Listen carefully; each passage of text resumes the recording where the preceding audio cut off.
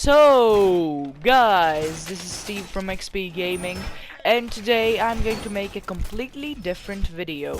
I'm not used in making such videos. I usually make gameplay videos, I make walkthrough videos, I might make some why to use videos, but today I'm going to make a top 10 facts video.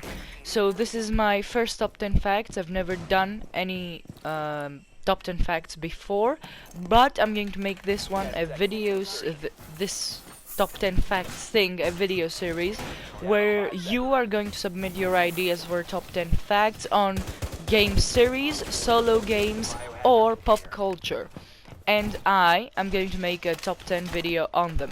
So this time we're focusing on Rainbow Six, the game series, but primarily most of the content is going to be brought by Rainbow Six Siege.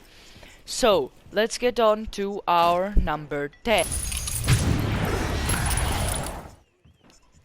So, did you actually know that Rainbow Six started out as a book series? Yeah, that's right, Tom Clancy was not a video game developer, but an author.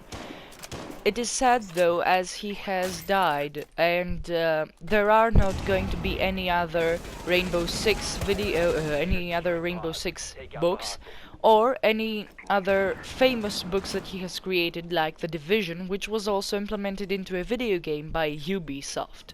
So yeah, actually Rainbow Six started out as a book series that concentrates on the war against terrorism. Now to our ninth fact. So our ninth fact is that, you know, in Rainbow Six Siege there are certain city U's. Those city U's contain people from different countries, like other people are from Russia and they are in the Spetsnaz group, other people are from the USA and are in the FBI group, but wait a moment. There are two foreign operators. The one is Ash, who is from Israel.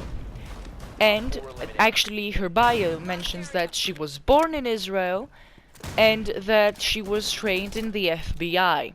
The other character would be Fuse, who was actually born in Uzbekistan, but actually migrated to Russia and is in the Russian city U. So not everyone is purely from their city U's country. They are from different countries, maybe, like Ash or Fuse.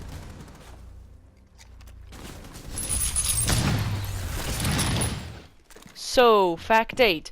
In Rainbow Six Siege, while playing the bomb game mode and playing in the attacker side, if you plant the diffuser on one of the floor hatches, which is what actually blew up now, and someone breaks the hatch while you have planted the diffuser, you can actually see the diffuser losing its signal and falling down, and your team loses instead of defusing them.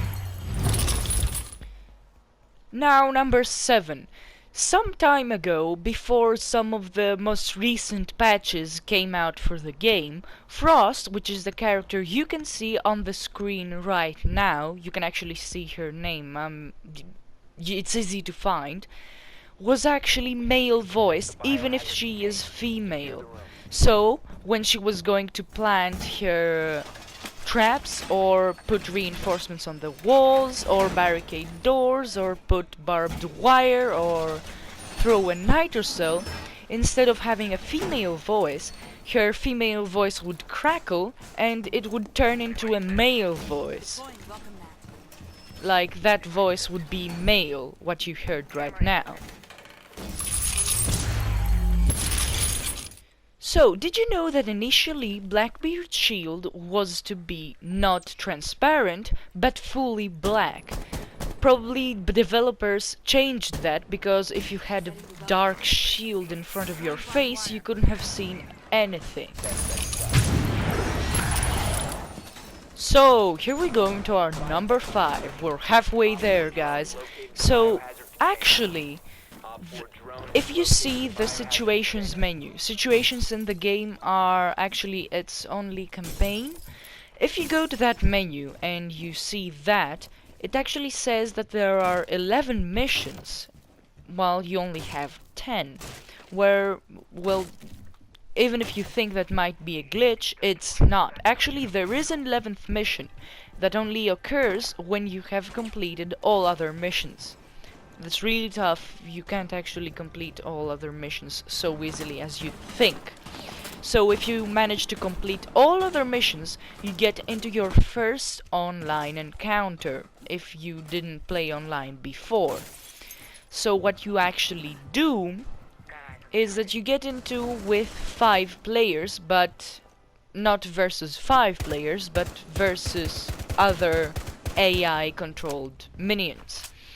When you go in there, you actually have to defuse the bomb in a completely different map than the ones we have in multiplayer or in situations. The map is called Bartlett University, and if you manage to complete Article 5, you can actually get a completely new skin unique to that for IQ's OG A2. So that's great. If you complete that, you get a new weapon skin for free. Number 4. After the pre-last patch, not the patch that came out a few days ago, a patch that came out in June, saw an upgrade to Mute's jammers. So actually, if you go in with thermite into a jammed wall and you try to plant it, it will show that your charge is actually jammed. But if you try to pull it off, however, it blows up in your face and you die. It's actually really not pleasant, as you think someone cheated, someone hacked, it was a glitch, it was lag, but no. It was actually you who wasn't careful enough. So, as our number 3, if you go into the main menu of Rainbow Six Siege, you can actually see some tutorials. Those are 3 videos that are 1 or 2 minutes each that can direct you in the basics of the game, like destruction, breaching, and defending. But you can actually earn rewards if you see them for the first time. That's cool, cause usually when you would watch them, you would be a very new player, and you'd need that renown. Believe me, you'd need that renown very, very much if you would want to get some new operators that are very important in the game. So actually, good job to Ubisoft. Some more renown for you. So actually, in the previous games, in the previous Rainbow Six entries, like Rainbow Six Las Vegas and Vegas 2, you would actually have a person versus AI mode that would be you or you and friends fighting against bots. But things have changed. Actually, they haven't changed. This is an official game mode, but the game modes have changed. In the previous games, you would only have one game mode, which would be you would go in and you would kill every enemy standing. Something like a team deathmatch, but between you and bots. In this game, however, things are so different. You can actually have all the game modes that you have in multiplayer, hostage, bomb, and secure area, and have them in terrorist hunt, so you against bots, but you can't have terrorist hunt classic in multiplayer, which is bad because it's like team deathmatch, which could be fun. I'd like to hear your ideas about that, but to the outcry of most fans, there isn't just the classic game mode that they all loved in previous entries, so that's bad for them.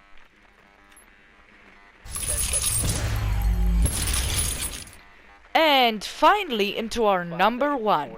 Back in 2011, there was actually a Rainbow Six game going to come out. This game was called Rainbow Six Patriots. But the Rainbow Six Patriots game was never released. We don't know why it happened. Ubisoft never gave an official explanation to the cancelling of this game. But most probably they cancelled the game due to either funds that were limited for the production of a new Rainbow Six game, or that they wanted to put more development time in Rainbow Six Siege I doubt that because, you know, well, Rainbow Six Siege actually doesn't have all that much content. So you can see in YouTube Rainbow Six Patreons. But this will wrap up our video and our top 10s on Rainbow Six series and Rainbow Six Siege. I hope you enjoyed. Leave your comments down below and tell me what 10 facts would you like to see next time. Bye bye.